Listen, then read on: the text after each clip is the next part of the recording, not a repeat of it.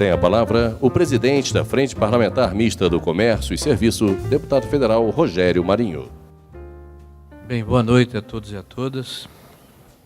Vou tentar aqui ser breve, então quero saudar aqui o nosso anfitrião, Paulo Somude, o ministro Alberto Alves, saudar o Marcelo Maia, o Jarbas Barbosa, o Vinícius Lage, que foi ministro do Turismo, que também falou aqui, representando o SEBRAE, o Edson Machado, o nosso presidente Fernando Yamada, que preside a Unex e a Abras, e os demais presidentes aqui presentes, o Pedro Hoffmann, que é o presidente do Conselho Nacional, o Nilton Pereira, que é o líder do Conselho Nacional da Abrazel, e o governador Rodrigo Hollenberg. Saudar também a todos aqueles que fazem o segmento de bares e restaurantes por todo o país aqui representados, dizer da alegria de estar aqui com os senhores e com as senhoras e falar a respeito do desafio, assim, saudar os meus colegas deputados aqui presentes, já nominados. À luz dos meus olhos não dá para descortiná-los, mas já foram aqui nominados pelo cerimonial. Bem-vindos a todos. Mas dizer que esse realmente é um momento de desafio. A crise gesta soluções. Eu estava conversando um pouco antes aqui de subir a mesa a respeito da necessidade de oxigenarmos a nossa legislação. Um fato, ele é inquestionável. O governo está muito maior do que a sociedade pode comportar. O governo que eu falo, o Estado, nos três níveis federados. E essa afirmação eu faço a partir de questões absolutamente comezinhas do dia a dia. Ao longo do tempo, nós estamos acostumados a enxergar governos que resolvem os seus problemas de má gestão ou de aumento de despesas pelo viés do aumento da receita, ou seja, pelo aumento da carga tributária.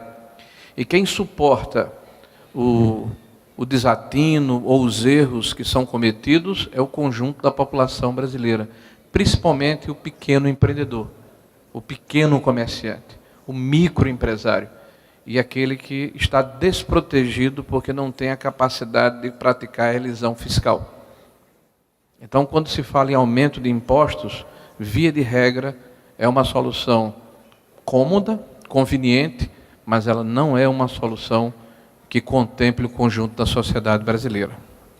Por isso, nós estamos muito felizes em ouvirmos o governo falar, mesmo que com reticências, de que o ajuste fiscal proposto ao Congresso Nacional, e contará com o nosso apoio, significará que o Brasil não fará o que sempre fez, ou que fez nos últimos anos, não aumentará impostos. O que o Brasil precisa é que o governo atrapalhe menos, é que o governo permita que o país ande, que o país consiga demarrar esse processo de retomada do crescimento econômico. Todos nós vivemos de expectativas. Nos últimos 3 meses, com o princípio do processo do impeachment, nesse cenário político controverso que nós estamos envolvidos, a expectativa de melhora já permitiu mudança também no quadro econômico. E essa melhora ela pode se concretizar ao final do processo político, que deve estar marcado para o final de agosto, mas principalmente com o fim das eleições municipais no final do mês de setembro, na verdade, dia 2 de outubro. Por que isso? Porque, infelizmente, no nosso país, há ainda necessidade que tenhamos um projeto de Estado e de país além do projeto pessoal dos nossos representantes, entre os quais eu me incluo. Tomar medidas duras que signifiquem reduzir custeio, reduzir aumentos salariais acima da inflação, enfrentar corporações que são castas poderosas, que têm uma capacidade enorme de pressionar o Legislativo e o governo federal, porque se organizam para vir a Brasília em caravanas, enquanto a grande parte dos brasileiros está trabalhando. Quem fala por essas organizações de forma organizada são os lobbies que aqui estão. Mas quem fala pelos 14 milhões de desempregados que estão nas ruas do Brasil, precisando que o governo retome a rédea do país e promova o desenvolvimento e retome o crescimento econômico. Essa é uma indagação que tem que ser feita a cada parlamentar, mas, sobretudo, há uma necessidade que a classe empresarial organizada pressione e ampare os parlamentares que querem mudar o país e que estão de acordo com o ajuste fiscal proposto pelo ministro Henrique Meirelles e pelo governo Temer. Nada contra ou a favor de quem quer que seja no aspecto político, mas há uma verdade inquestionável. Ou nós tomamos uma posição enquanto país, ou não teremos país para tomar posição a respeito brevemente. O país está numa situação muito difícil e a ficha não caiu para muita gente. Parece que ainda se vive numa situação em que nós temos aqui uma caixa de Pandora, aquela figura da mitologia grega em que se retirava o que se queria de uma cornucópia e não se precisava repor. Isso não é mais verdade e nunca foi. O Brasil precisa se reencontrar com equilíbrio fiscal, com austeridade fiscal. O Brasil não pode ser uma Grécia, uma Irlanda. O Brasil não pode ser uma Venezuela. O Brasil tem que se encontrar com o desafio proposto aqui pelo presidente Paulo Somuti. Nós temos que ser um Brasil potência. E para sermos um Brasil potência, nós precisamos modernizar a nossa legislação.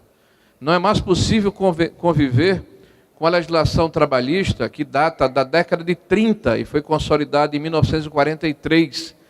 De lá para cá, ao longo de mais de 80 anos, o mundo mudou. As formas de trabalho se modificaram. E existem situações anacrônicas, bizarras, ultrapassadas, que são mantidas apenas pela força da inércia e do corporativismo. Há que haver coragem e posicionamento para enfrentar essa situação. A Previdência é um fato concreto. Nós temos uma boa e uma má notícia. A população brasileira tem uma melhor qualidade de vida e tem vivido mais. Em compensação, a má notícia é que isso pressiona a Previdência. Então, mais pessoas que contribuíram pelo menor tempo recebem pelo maior tempo. É um cálculo atuarial que não fecha. Não é possível, por exemplo, e vou dizer uma coisa, governador, politicamente incorreta. Não é possível que a gente viva num país em que nós sabemos, e os cálculos demonstram, que a mulher vive mais do que o homem. E a mulher se aposenta antes do que o homem. Eu não entendo isso. E nesse momento de igualdade, de afirmação, né, de que a mulher precisa ter os mesmos direitos.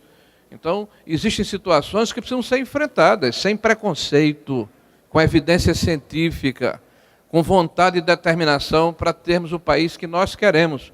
Um país com responsabilidade fiscal, um país com ética, um país em que uma reforma política aproxime o representante do representado e um país que permita que os seus empreendedores, a partir dos seus pequenos empresários, possam fazer a sua parte nesse trabalho de reconstrução do nosso país, de reencontro do país com os seus habitantes, do Brasil com os brasileiros. Eu vou terminar minhas palavras falando a respeito de uma bandeira que nos une a todos. Quando falamos de reforma trabalhista, nós estamos lutando e tendo, inclusive, a receptividade deste governo para que possamos votar agora no mês de outubro ou novembro o trabalho intermitente. E eu estava lendo na época... Obrigado. E eu estava lendo na revista Época, há 15 dias atrás, uma reportagem que me chamou a atenção. Numa cidade balneária nos Estados Unidos da América, governador, quem estava trabalhando numa hamburgueria era a filha de Obama, do presidente da República, do presidente dos Estados Unidos da América, trabalhando como caixa de uma hamburgueria. E como é que isso foi descoberto? Porque de repente viram que havia um volume muito grande de guarda-costas no local. Aí é a filha de Obama com 15 anos que estava fazendo o que milhões de americanos fazem há dezenas de anos.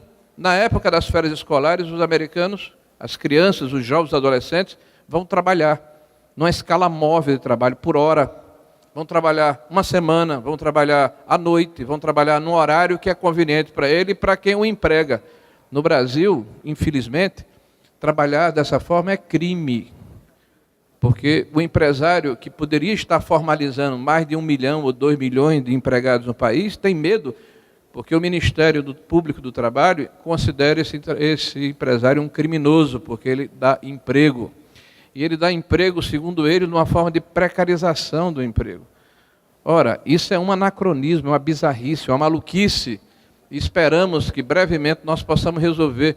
Ontem mesmo, uma rede de televisão nacional fez dois quadros do seu Jornal Nacional reclamando e dizendo que 500 empresas foram autuadas nas Olimpíadas por precarização da mão de obra, justamente porque estão trabalhando num período menor do que o prevê a CLT, que são os 90 dias.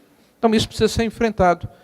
E a Frente Parlamentar de Comércio, Serviços e Empreendedorismo, que tem 257 parlamentares na Câmara Federal e 27 ou 26 senadores, aqui alguns representantes estão presentes, ao lado da União Nacional das Entidades de Comércio e Serviços, tem feito um trabalho, não se engane, um trabalho extremamente relevante para que nós possamos virar essa página e ajudar o Brasil a se reencontrar com a sua população.